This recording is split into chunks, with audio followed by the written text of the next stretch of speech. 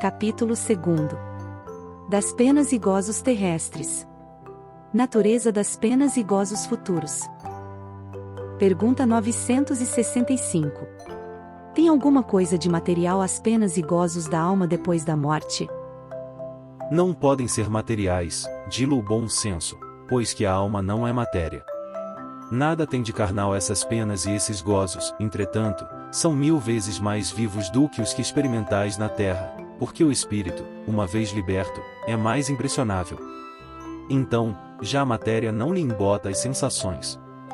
Questões 237 a 257. 966. Porque das penas e gozos da vida futura faz o homem, às vezes, tão grosseira e absurda ideia? Inteligência que ainda se não desenvolveu bastante. Compreende a criança as coisas como o adulto. Isso, ademais, depende também do que se lhe ensinou, e aí é que há necessidade de uma reforma. Muitíssimo incompleta é a vossa linguagem, para exprimir o que está fora de vós. Teve-se então que recorrer a comparações e tomastes como realidade as imagens e figuras que serviram para essas comparações.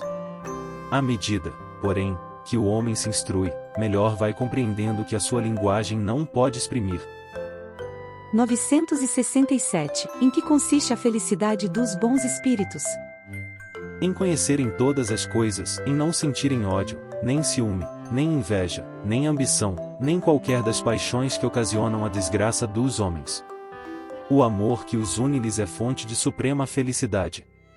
Não experimentam as necessidades, nem os sofrimentos, nem as angústias da vida material. São felizes pelo bem que fazem. Contudo, a felicidade dos espíritos é proporcional à elevação de cada um. Somente os puros espíritos gozam, é exato, da felicidade suprema, mas nem todos os outros são infelizes. Entre os maus e os perfeitos há uma infinidade de graus em que os gozos são relativos ao estado moral.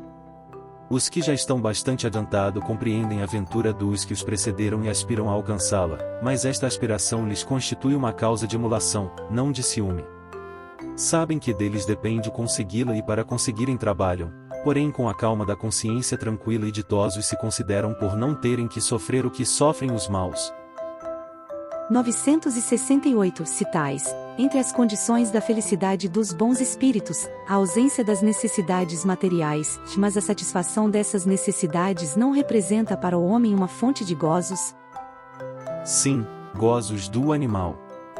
Quando não pode satisfazer a essas necessidades, passas por uma tortura.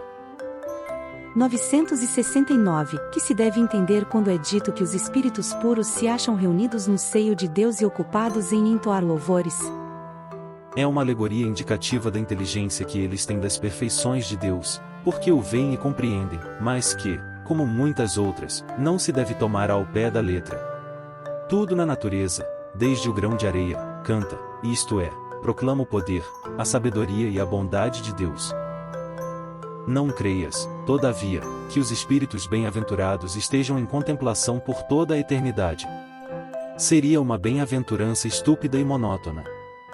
Fora, além disso, a felicidade do egoísta, porquanto a existência dele seria uma inutilidade sem termo. Estão isentos das tribulações da vida corpórea, e já é um gozo. Depois, como dissemos, conhecem e sabem todas as coisas, dão útil emprego à inteligência que adquiriram, auxiliando os progressos dos outros espíritos. Essa sua ocupação, que ao mesmo tempo é um gozo. 970. Em que consistem os sofrimentos dos espíritos inferiores? São tão variados como as causas que os determinam e proporcionados ao grau de inferioridade, como os gozos o são ao de superioridade. Podem resumir-se assim, e invejarem o que lhes falta para ser felizes e não obterem, verem a felicidade e não na poderem alcançar, pesar, ciúme, raiva, desespero, motivados pelo que os impede de ser ditosos, remorsos, ansiedade moral indefinível. Desejam todos os gozos e não os podem satisfazer, eis o que os tortura. 971. É sempre boa a influência que os espíritos exercem uns sobre os outros? Sempre boa, está claro, da parte dos bons espíritos. Os espíritos perversos, esses procuram desviar da senda do bem e do arrependimento os que lhes parecem suscetíveis de se deixarem levar e que são, muitas vezes, os que eles mesmos arrastaram ao mal durante a vida terrena. 971. Assim, a morte não nos livra da tentação? Não, mas a ação dos maus espíritos é sempre menor sobre os outros espíritos do que sobre os homens, porque lhes falta o auxílio das paixões materiais. Questão 996. 972. Como procedem os maus espíritos para tentar os outros espíritos, não podendo jogar com as paixões? As paixões não existem materialmente, mas existem no pensamento dos espíritos atrasados. Os maus dão pasto a esses pensamentos, conduzindo suas vítimas aos lugares onde se lhes ofereça o espetáculo daquelas paixões e de tudo que as possa excitar. 972. Mas de que servem essas paixões se já não têm objeto real? Nisso precisamente é que lhes está o suplício. O avarento vê ouro que lhe não é dado possuir, o devasso, orgias em que não pode tomar parte, o orgulhoso, honras que lhe causam inveja e de que não pode gozar. 973. Quais os sofrimentos maiores a que os espíritos maus se veem sujeitos? Não há descrição possível das torturas morais que constituem a punição de certos crimes. Mesmo que as sofre teria dificuldade em vos dar delas uma ideia. Indubitavelmente, porém, a mais horrível consiste em pensar em que estão condenados sem remissão. Das penas e gozos da alma após a morte formam o homem ideia mais ou menos elevada, conforme o estado de sua inteligência. Quanto mais ele se desenvolve, tanto mais essa ideia se apura e se escoima da matéria, compreende as coisas de um ponto de vista mais racional, deixando de tomar ao pé da letra as imagens de uma linguagem figurada. Ensinando-nos que a alma é um ser todo espiritual, a razão, mais esclarecida, nos diz, por isso mesmo, que ela não pode ser atingida pelas impressões que apenas sobre a matéria atuam. Não se segue, porém, daí que esteja isenta de sofrimentos, nem que não receba o castigo de suas faltas. Questão 237. As comunicações espíritas tiveram como resultado mostrar o estado futuro da alma, não mais em teoria, porém na realidade. Põem-nos diante dos olhos todas as peripécias da vida de além-túmulo. Ao mesmo tempo, entretanto, nolas mostram como consequências perfeitamente lógicas da vida terrestre, embora despojadas do aparato fantástico que a imaginação dos homens criou, não são menos pessoais para os que fizeram mau uso de suas faculdades.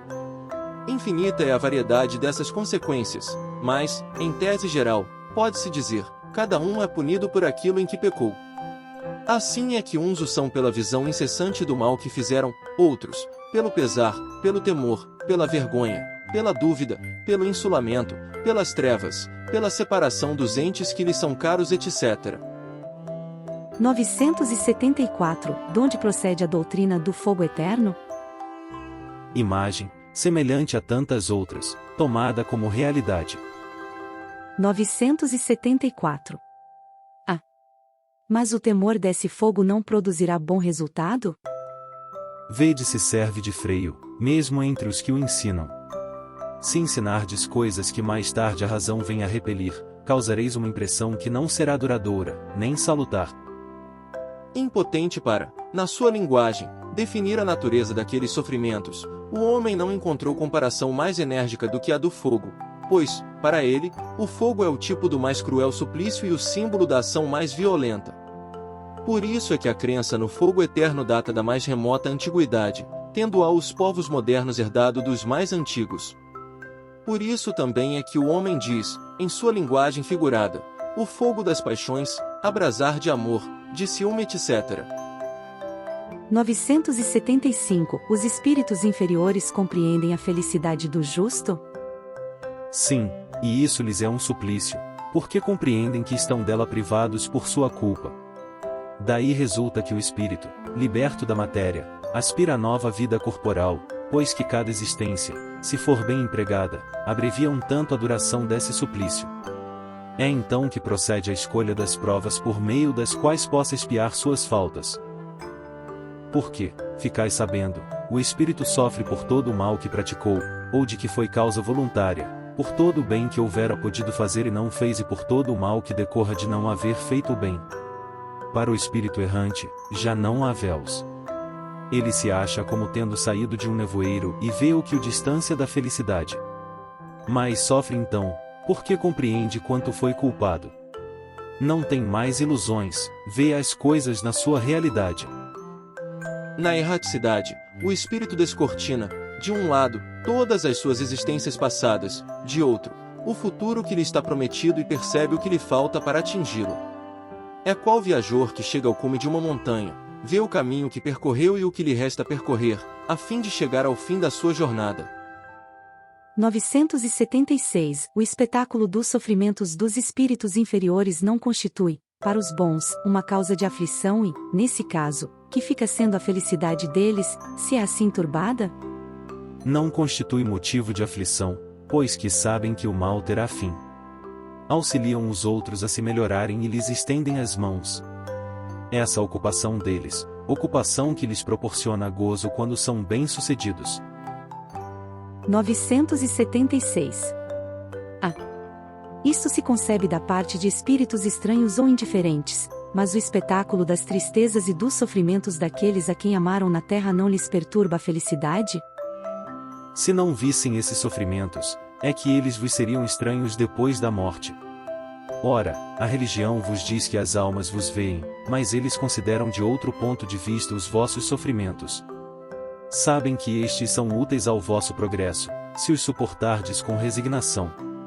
Afligem-se, portanto, muito mais com a falta de ânimo que vos retarda, do que com os sofrimentos considerados em si mesmos, todos passageiros. 977. Não podendo os espíritos ocultar reciprocamente seus pensamentos e sendo conhecidos todos os atos da vida, dever-se-á deduzir que o culpado está perpetuamente em presença de sua vítima? Não pode ser de outro modo, dilo o bom senso. 977. Será um castigo para o culpado essa divulgação de todos os nossos atos reprováveis e a presença constante dos que deles foram vítimas? Maior do que se pensa, mas tão somente até que o culpado tenha expiado suas faltas, quer como espírito, quer como homem, em novas existências corpóreas. Quando nos achamos no mundo dos espíritos, estando patente todo o nosso passado, o bem e o mal que houvermos feito serão igualmente conhecidos. Em vão, aquele que haja praticado o mal tentará escapar ao olhar de suas vítimas. A presença inevitável destas lhe será um castigo e um remorso incessante, até que haja expiado seus erros, ao passo que o homem de bem por toda parte só encontrará olhares amigos e benevolentes.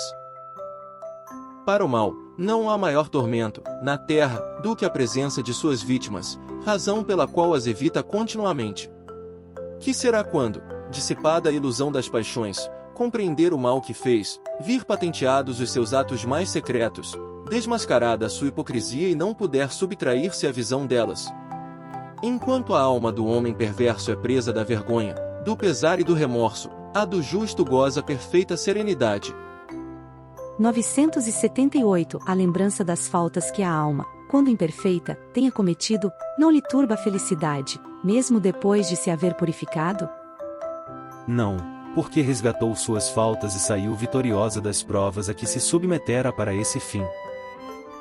979. Não serão, para a alma, causa de penosa apreensão, que lhe altera a felicidade, as provas porque ainda tenha de passar para acabar a sua purificação?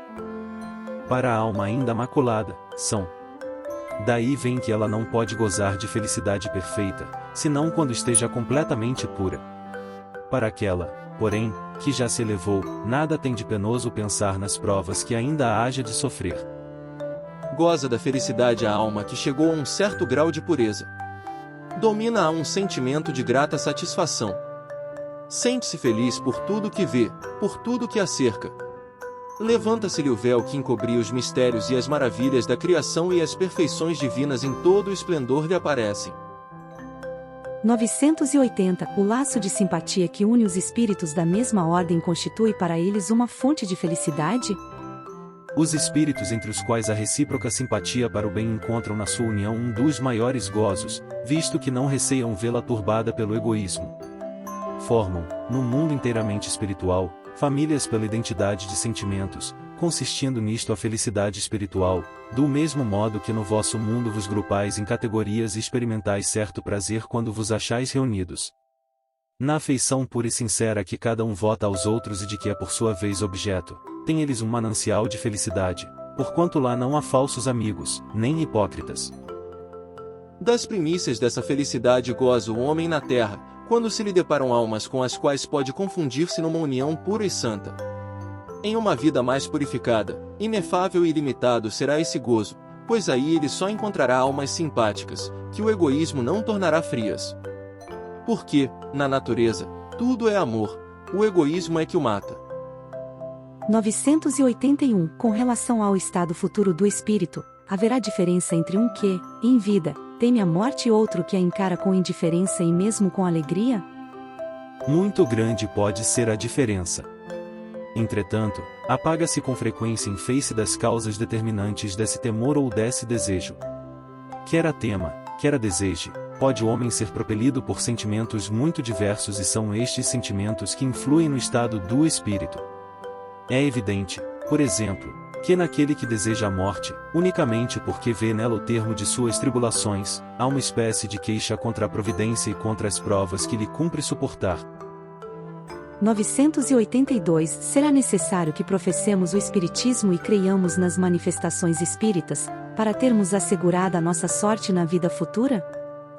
Se assim fosse, seguir-se-ia que estariam deserdados todos os que não creem, ou que não tiveram ensejo de esclarecer-se, o que seria absurdo.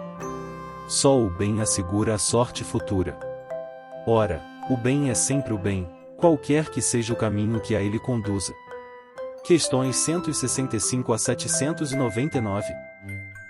A crença no Espiritismo ajuda o homem a se melhorar, firmando-lhe as ideias sobre certos pontos do futuro.